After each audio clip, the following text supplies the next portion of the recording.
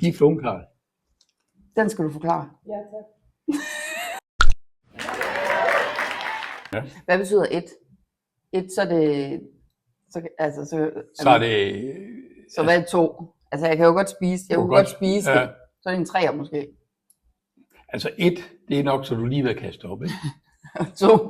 To, det er... Der kaster du ikke op. Okay, så er vi på chips eller chokolade. Vi kan vente med chokoladen, fordi du har jo din... Far, han er jo til 100% chokolade. Ja, de er helt mørke chokolade. Ren kakao. Så den kan vi lige prøve bagefter chokoladen. Det tager vi til sidst. Simpelthen. Men proteinchips, der er noget. At snakke om proteinchips, det er næsten som at snakke om en gift bachelor. Protein. Ja, men okay. Proteinchips er som at snakke om en gift bachelor. En gift ungkarl. Den skal du forklare.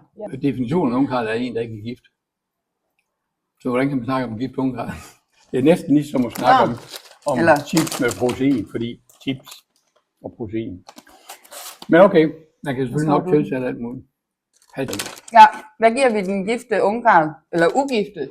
Bachelor ungkarlen? Nej, hvad var det? Den gifte ungkarl. Jamen den er...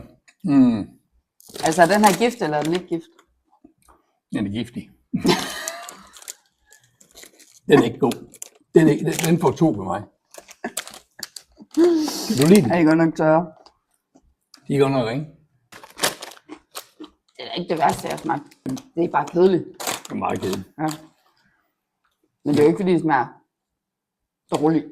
Hvad giver du den? 3 eller 4. Ja. Jeg vil nok give den 2 eller 3. Så det er lidt nogen vej. Ja.